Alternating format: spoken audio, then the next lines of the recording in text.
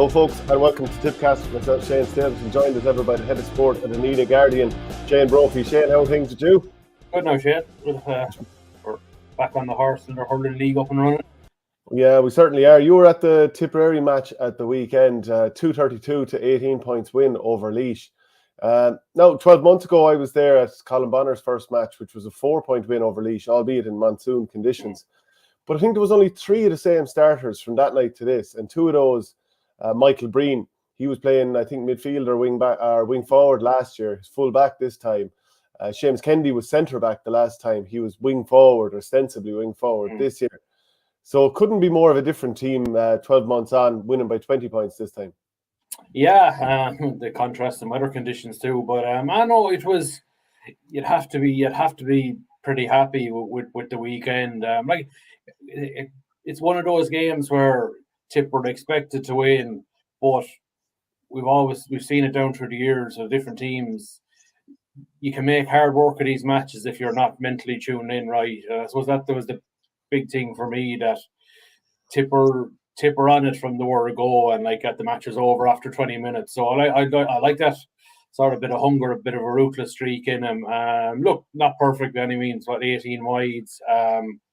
Got sloppy in the second half, but look, that's going to happen when you're so far ahead. Lads will just maybe stop doing what they were tasked to do. But look, 232 in February, what was it, 50 something shots a goal, like everyone looking hungry. And I suppose another thing, there's going to be I'd like to think there's going to be a battle for positions all over the field, that maybe guys that didn't start last weekend to be thinking, God, this guy who started ahead of me, maybe, God, he's after laying down a marker. If I get a start against Kilkenny, I've got to perform. So I think it was the perfect start.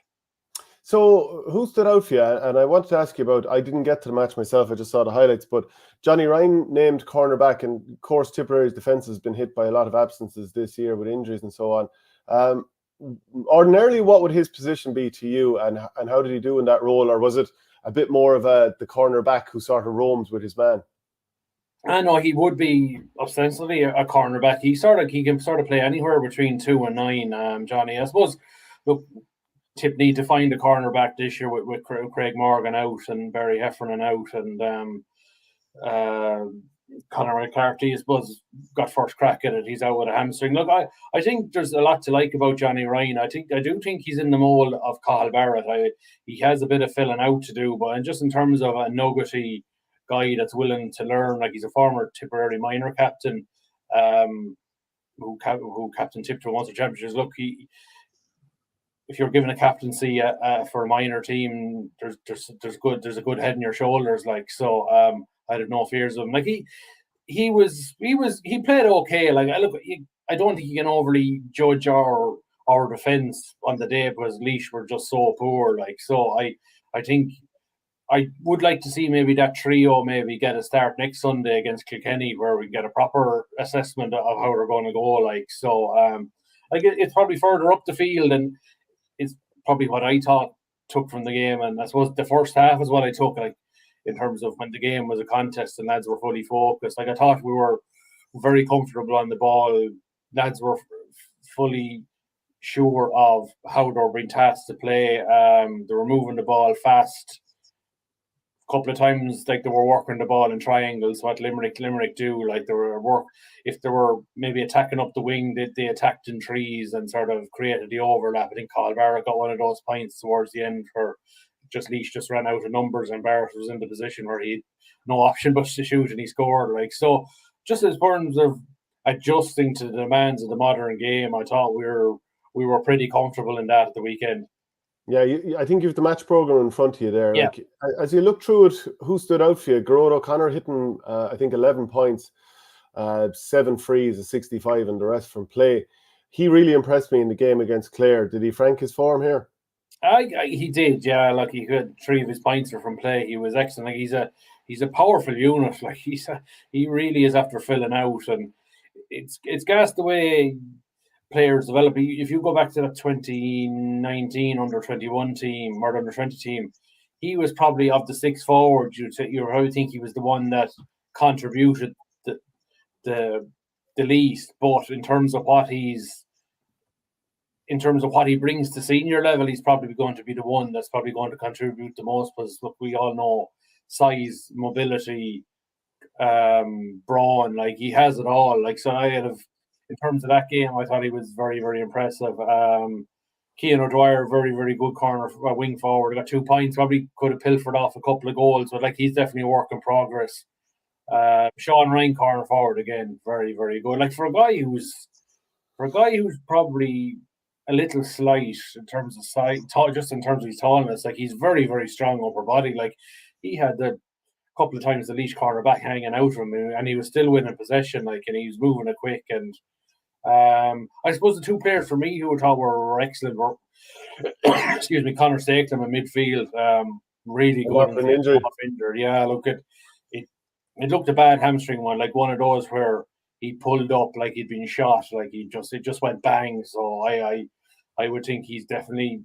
I'd be shocked if he's not gone for 3 or 4 weeks. Like it just looked a severe pull, and then just Bonner Maher full forward, just so effective. Like his first touch and everything, just brought everybody else into the play. Like didn't score, but I think 1-5. I think he had a direct impact on in the first half, and it's gas the way that the modern game has developed. I know years ago when he was with Laura, anytime we played him at full forward, he found it difficult to impact games because I suppose the ball was coming in direct and lads were just putting 2 men on him. Whereas now, the way balls have to be placed in, like he sort of knows it's coming and he's gone out in front of his man, and 2 or 3 guys are working off him, and he has options to give a pass off to. Like he's probably not going to be the big scorer, but as a distributor, I think if that's the way they're going to go with him, he's going to be very effective. So it's starting to feel a little bit like you're more optimistic than you were maybe even a week ago, and that our tip back and our tip getting out of Munster all of a sudden. I wouldn't say that yet, like, but excuse me, frog in my throat. But look, as starts go, look, it was solid enough now, but I think we'll definitely learn an awful lot more after Kilkenny at the weekend. Yeah, well, what about this then? You're naming the forwards that played the other day, putting up a big scoreline. Fair enough, they're a bigger test than Laois, because Laois, they're not operating the top tier this year. But a forward line that didn't contain Seamus Callanan, who'll no doubt be absolutely, gunning for a position this year after a tough couple of years. Bonner Maher definitely gunning for a position after, some injury-ravaged times, and probably not getting that much game time in the last 3 or 4 years. Jason Ford, an unused sub as well. So at the moment, it's like you're looking at Jason Ford, Seamus Callanan, neither of them playing, the tip scoring 232. This all bodes very well. Yeah, and you had 1-5 in scored off the bench. You had like Jake Morris 1-2, looked busy. Mark Yo got a point. Conor Bowe got a point. Johnny Campion, who came on for Conor Stapleton, got a point. So look, the impact of the bench was also very good. So like I think that's going to be an interesting thing for me over the next while. Like I trying to pick a championship for 15. I don't think we're a long way off that yet, but I definitely do think I wouldn't be surprised if Liam Cahill, look, he's definitely going to be forced into at least 2 changes next weekend with Conor Stapleton out, and in all likelihood Brian McGrath out. He looked like he pulled up towards the end of the game. Tip actually finished with 14 men that all the subs used by the time Brian McGrath had to go off with a hamstring. So I wouldn't be surprised maybe if Jake Morris or Mark Yo gets a start, or even Ford, just to keep guys on their toes and generate that competition for places within training, which is what you want, which is what we want. And look, we all know that come the championship,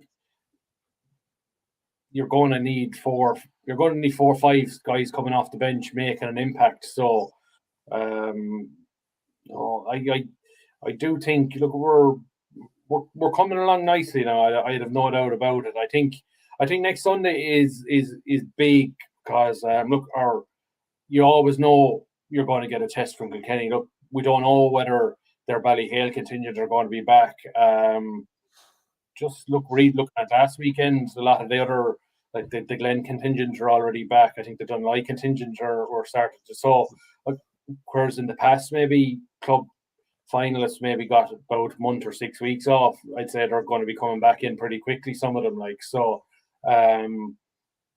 And look, while I don't think it'll be fatal if Tip lost at the weekend, one, if they play well, go down there and competitive and play well, great. But it would be nice if you went down there and, for the first time since 2008, beat Kilkenny on their home patch. And remember, that league semi-final and win over Kilkenny in 08, that's sort of, we fully started to buy into that Liam Sheedy's first era when you were able to go down to Kilkenny and beat them on their home patch. And we all know since then our record down there is absolutely wretched. So look, while a win on Sunday won't mean we're definitely back, you definitely think beating Kilkenny in their home patch would sort of give everybody an extra bit of pep in their step, an extra bit of relief. And there was a lot of talk about Tipperary and, the deficit in terms of S&C compared to the very top teams the last couple of years. Obviously Limerick are just, blowing teams out of the water in a lot of occasions, and including the Tipperary team when, so far ahead in that Munster final a couple of years ago. But maybe it's the tight jerseys, maybe whatever it is, but Tipperary look a very well-conditioned and filled-out team based on what we saw the other day. Yeah, definitely. Look, I know John McGrath looked as lean as I've ever seen him. I suppose he's 10 months out. I suppose he's been doing a lot of individual work on his own. But definitely the one for me was Ronan Maher. Like, you would never have said Ronan was unfit, but he definitely looks like he's toned down a bit. He definitely looks not as powerful, but probably definitely looked slightly more mobile. And I suppose that was my worry maybe last year with Ronan, is that he wasn't covering the ground as well as maybe other years, but he definitely looked lean. Michael Breen, Jesus, he looked like he was welded into the jersey. Like, he was very, very well. Gerard O'Connor, well, Bill Seamus Kenny. Like, so we're coming along nicely in that regard. All the teams are generally doing the same level of S&C. It's how much maybe guys are doing those couple of nights when they should be in the gym, or we're some Tip guys maybe cutting corners. I definitely don't think that's the case now. I definitely think everything is being monitored, and I definitely think we've caught up in that regard. There's no doubt about it. And in terms of playing the modern game, running the ball through the lines, going in threes like you had mentioned earlier, we saw hints of that last year when Tipperary played the first few games against Laois in those monsoon conditions, and then against Kilkenny in what was a fairly horrible game to watch down in Thurles. Remember, we were all fairly... It was a septic show for both teams, really. There's no sense that this is going to stop mid-flow like it did with Tip last year. This is the way Liam Cahill and Michael Beavens play. So there's going to be just more and more of this. And to be fair, across the board, like, for example, watching the Wexford-Galway game over the weekend, that's all they're at as well. So this is the modern game. And it's not always going to be that exciting, actually. No, it's not. I was actually sitting beside your or being Colin Michael Verney for the match on Saturday. And I'm not a fan of modern hurling. I lament, maybe I'd love for the day to see a big full back coming out of the ball and leaving the ball around 100 yards down the field, and the roar of the crowds. Like, there's while we got great maybe excitement in the last 10 or 15 minutes of the Cork Limerick game on Saturday night, maybe when guys are getting tired and maybe there's more mistakes coming, you get exciting hurling. But there's no doubt about it, while probably the level of skill and precision and scoring rates and everything in hurling has shot up, probably it's never been more skillful. I do think the level of excitement has been lost from the game, the modern game. I don't know if you would agree. Like, I don't think we don't get the same maybe one-on-one confrontations for the ball maybe that generated some great excitement over the years.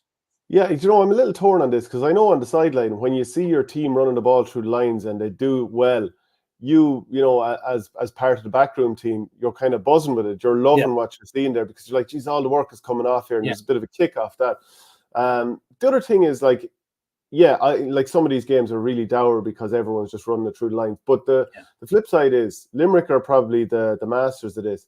But most of their games in the championship last year were brilliant games to watch. So physically, if you can get up to the level where you're actually disrupting the other team doing that, it can bring back in the 50-50 balls and the sort of frenzied sort of approach to games. So maybe we're just in that little period at the moment where teams are adjusting to, number one, moving the ball through the lines, and number two, how to counteract it. Yeah. So maybe it's just hopeful from me, sooner rather than later, this is actually going to be... I suppose, and then you have scenario now where, but most teams are not playing a 3-man full forward line, and you will see maybe the likes of doing what Keane Boland did, great catch in the square and ended up in a penalty. Like, I'd love to see a bit more of that now. Like, that was sort of a throwback to the old way of a guy winning his own ball in the air and winning a penalty. Like, so no, it's look, I suppose in terms of Tip had to start, but I think Tip were the last of the major hurling counties to try to move into,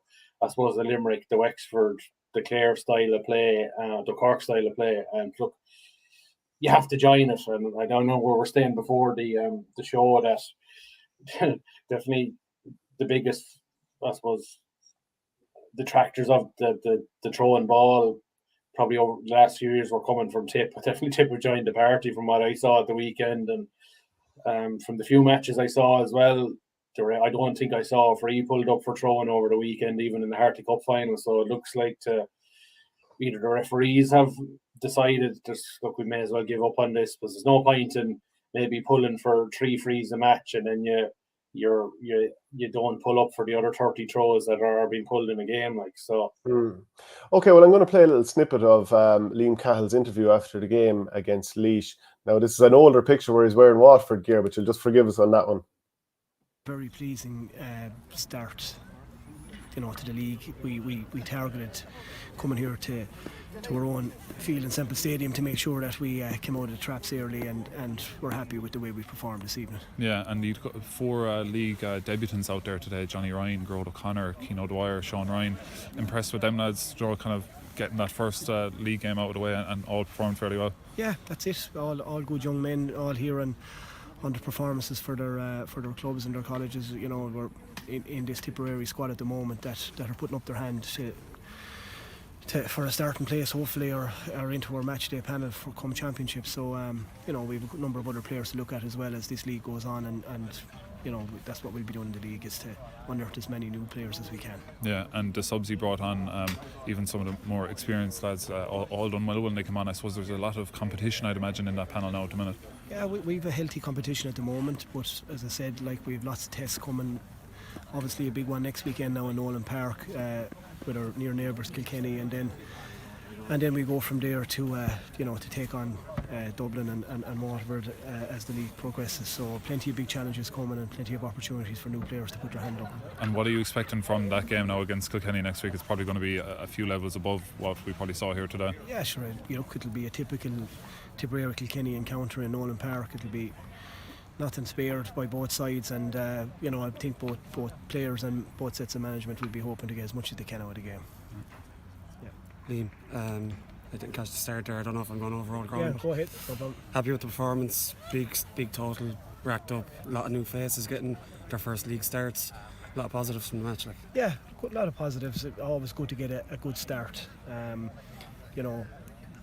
A lot to like about us tonight, but there'll be some areas of our play maybe where we maybe over elaborated a little bit, and again took maybe 1 or 2 wrong options on the ball, but we look at that. It's a work in progress. Every night we come to the field, we'll have more learnings again from next weekend as we go along. So but to answer your question, I'm very happy with tonight's work. Yeah, great to see some of the newer lads stepping up and making an impact, but equally to see Patrick Maher started the first half. He was excellent in the first half. Yeah, no, definitely Bonner retains all his I suppose energy and enthusiasm he had since the first day he joined, and he's a big leader in our dressing room, and he shows that on the field as well. So very happy to get him back out onto the field and get good quality hurling into him for I think just around 40-45 minutes there throughout that game tonight. So very happy.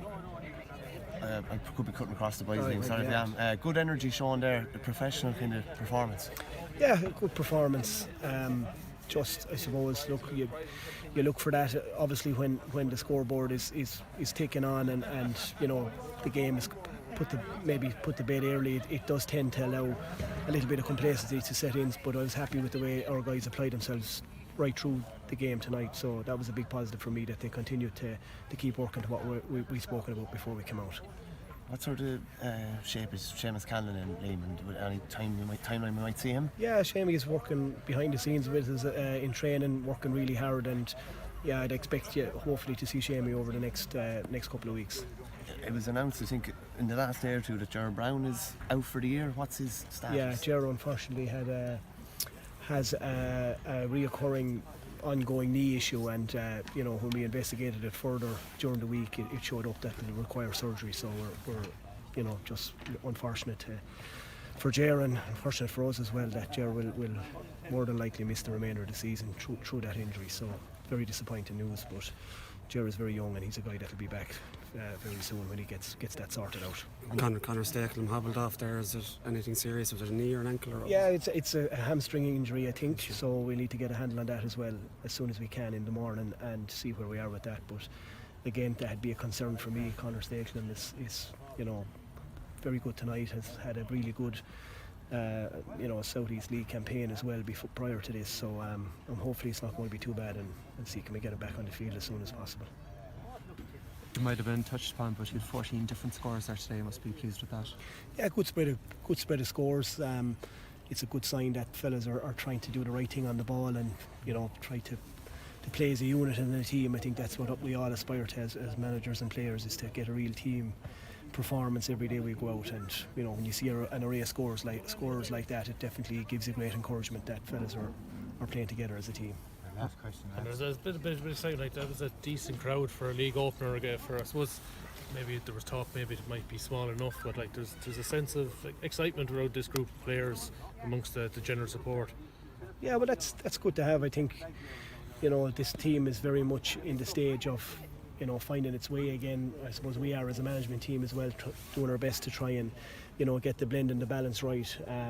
But it is a good competitive group. We have a good group of ambitious players that are that try to achieve high standards every day to go out. So it's exciting for me as manager with these fellas to see what more we can find in them as the league progresses. Yeah, so overall, Liam sounds pretty positive about the year ahead. Yeah, disappointing that Jared Brown is, of course, going to miss the year. It still feels like we just haven't quite seen what can come from him this year. But we'll move on. And he would fit into the style of play, like where he, let's say, if those overlaps, like he's great. He's a great finisher, like, and especially if he gets in space, and if he does have an eye for goal as well. But it was, I suppose, it was surprising in terms of, I suppose, that we had seen him a few times during the Munster League, and you think, how is there an injury problem? Obviously, they were trying to manage something that obviously needs to be dealt with.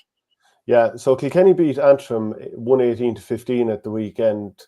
6-point win, something similar to actually how they beat them last year at Nolan Park.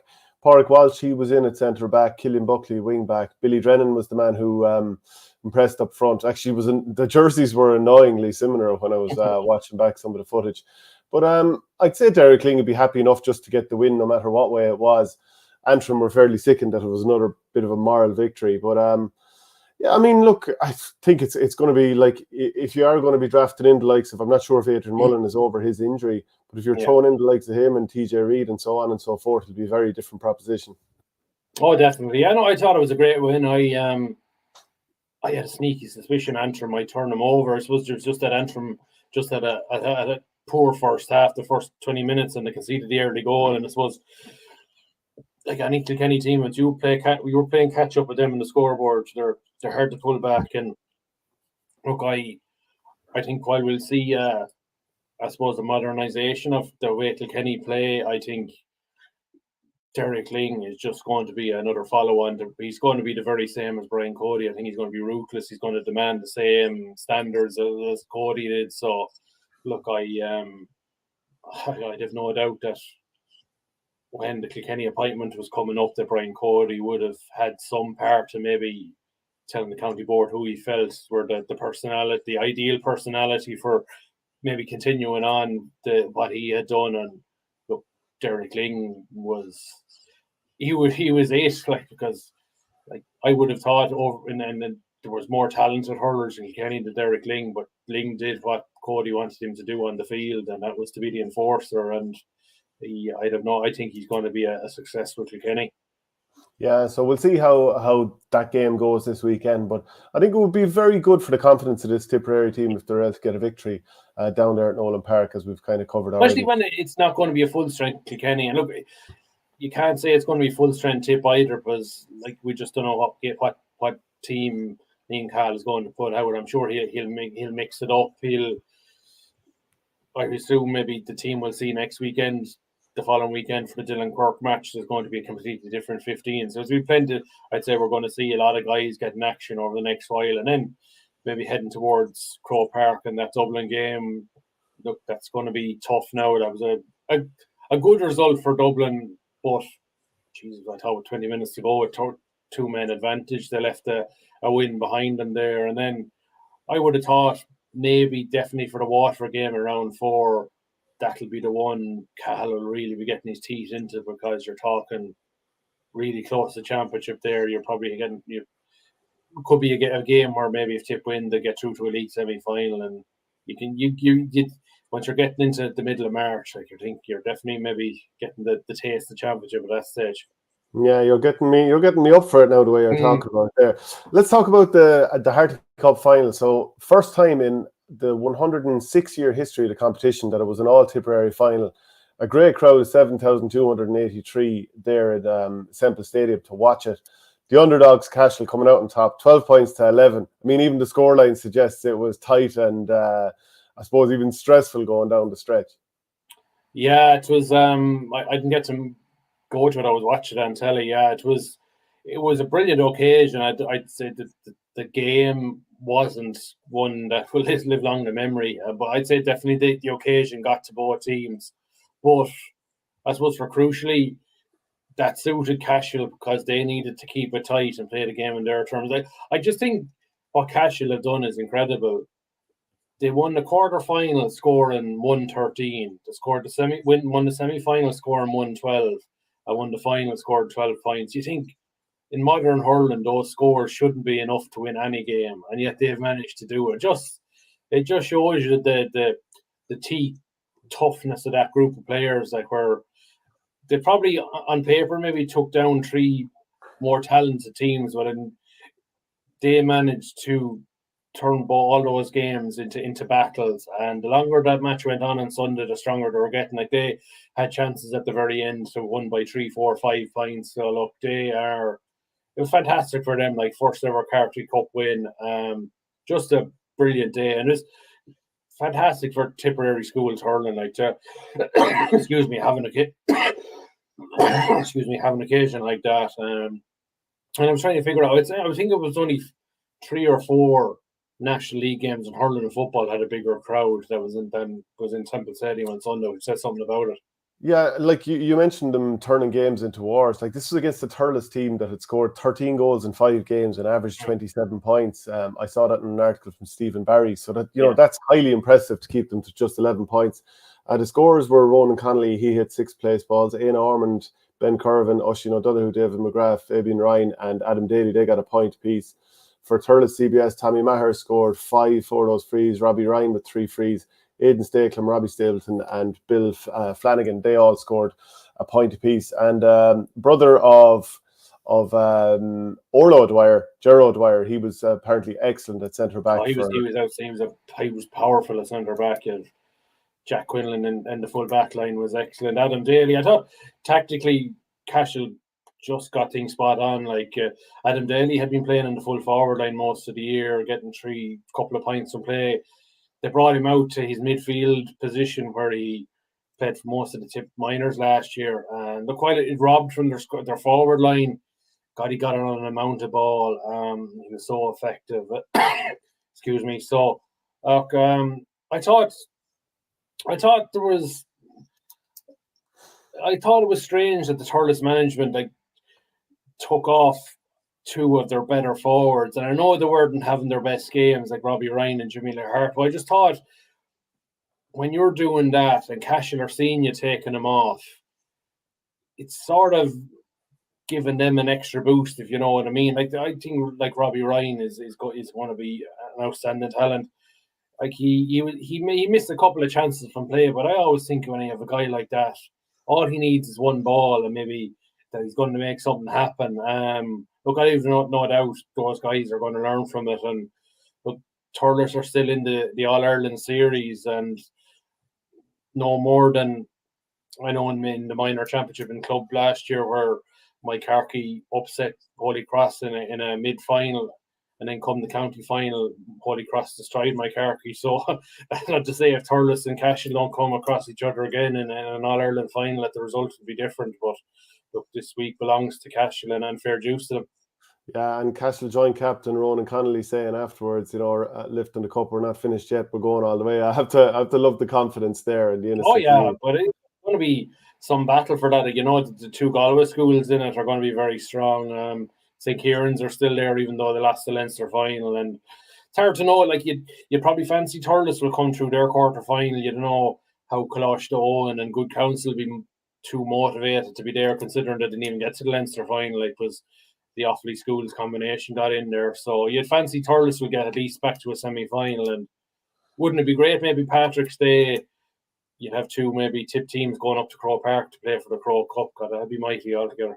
Yeah, we'd enjoy that. All right. On a more of a dour note, Tipperary's footballers, having lost to Down by a goal in the first day out, it was a pretty heavy defeat to Cavan this time in Breffni Park, 119-17. Tip were 1-2 to a point ahead after 10 minutes, and then lost the remainder of the game, 118-5. So, it's a rough day at the office for David Power and co. Yeah, it's worrying. Yeah, you'd think that Tip went to Cavan last year and won, and I suppose you throw in the league final, there was only a point between them, and that you move on a couple of months, and Cavan are 12 points a better team. So look, we can point to maybe the players that are not there for Tip between injury and retirement, but geez, yeah, it's not good. Like, and look, they had more injuries, Mikey O'Shea and Stephen O'Brien going off, a bit of sickness even before the match with Donald Leahy and Martin Keogh not even able to tug out. So look, it wasn't ideal, but yeah, David Power and the boys have to turn things around pretty quick. So look, the only maybe tinge of optimism is maybe this time last year they had a rotten start to the Division 4 and they turned things around, but we know like this is a lot tougher. It's Division 3 football, and like the next two games are absolutely massive, at home to Antrim and away to Longford, the other two teams that are at the bottom of the table. So like you've got to be thinking, if Tip don't take at least win one of those two games, they're definitely staring a relegation. Like, so like the next game at home to Antrim on Saturday week is absolutely massive. And looking at Antrim, it looks to me like they left a win behind them up and down. They were 5 points up and they conceded 1-4 in the trot going down the stretch. Like, so you can't tell me that they won't be absolutely stinging coming down to Thurles. So I suppose the first mini break has been timely for Tip to hopefully get some injured guys back. And I think they just need to go back to basics, start making themselves harder to beat, maybe be a bit more compact in defence. I know they were trying to play this maybe direct brand of football, but it's not working at the moment. Maybe go back to brass tacks, make sure you're compact, maybe focus and maybe on counter-attacking with numbers and a pace like they did last year. They were able to actually change their game plan in midstream last year after they lost to Longford in the league, Leitrim in the league, and they came out against, I think it was Sligo in the next game, and they were very, very impressive. So hope that they have maybe a couple of training sessions over the next few weeks. Maybe if they did want to change tack and maybe go back to basics, that they'll be able to do. But it's like they need to change up something. There's no doubt about it. Yeah, and these two games are probably the best games to have as the next few. Like Longford, they won the O'Byrne Cup, but like they're minus 26 on the scoring difference in their two league games. So that'll tell you they're not only getting beaten, they're getting beaten well. And like Antrim being the other team on 0 points, and you're at home against them, and you have that extra week to prepare. Tipperary, we'll keep fingers crossed for 2 wins from 2. God knows how it'll turn out, but it's an ideal opportunity to turn it around. The scourge of having a good pre-season, the way it works out again. Like Longford, you think won the O'Byrne Cup, they've been terrible since the league started. Cork won the McGrath Cup, poor against, disappointing against Meath. It just proves once again that pre-season matches, whether you go well or you go poor, they've been absolutely nuts. And like it's all about those first 2 league games. I think that's when you can make a general assessment of any inter-county team. Yeah, the Tipperary's ladies footballers, 3 wins from 3, absolutely flying. Only conceded 4 points against Roscommon. Now only put up 6 themselves, but 3 wins from 3 in Division 2 isn't bad going. No, very much a turgid affair in Federer at the weekend. I suppose, look, maybe it was one of those games where Tip were probably looking at it on paper and probably expecting that they would win and win comfortably, and then suddenly you get into a dogfight after half an hour, and suddenly it's 2 points apiece, and you're suddenly Roscommon are growing in confidence and belief, and then after that, it's just about eking out a win, and they got it done. They're in a good 3 wins from 3.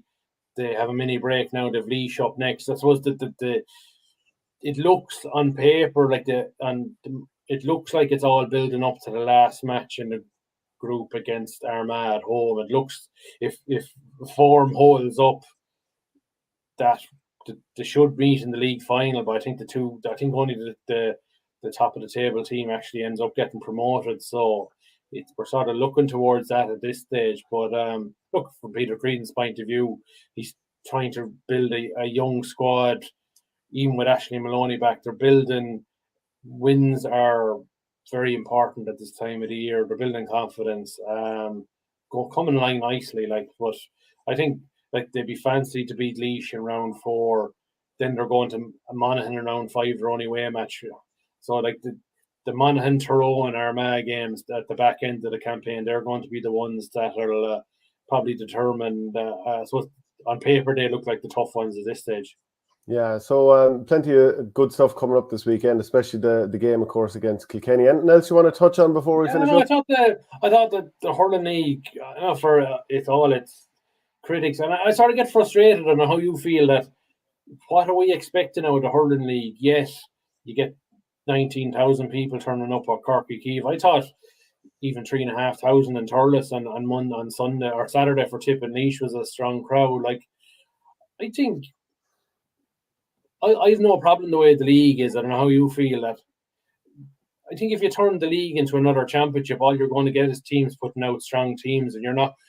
I think I enjoy the league for what you're going to get from trying to see young players develop. Who's going to be the couple of guys that are going to maybe break in for the summer? And I thought it was interesting that in Limerick, the way he sort of John Kiley sort of jettisoned a lot of experienced fringe guys. Looks to me like he's going to be going with the Adam Englishes and the Shane O'Neills, that they're going to be. He's still going to have his same familiar 15 or 16, but it'll be the younger guys that'll be coming in off the bench rather than the Pat Ryans and the Brian O'Grady's and the Robbie Hanleys who've got their probably opportunities, but we're never going to get any starting 15.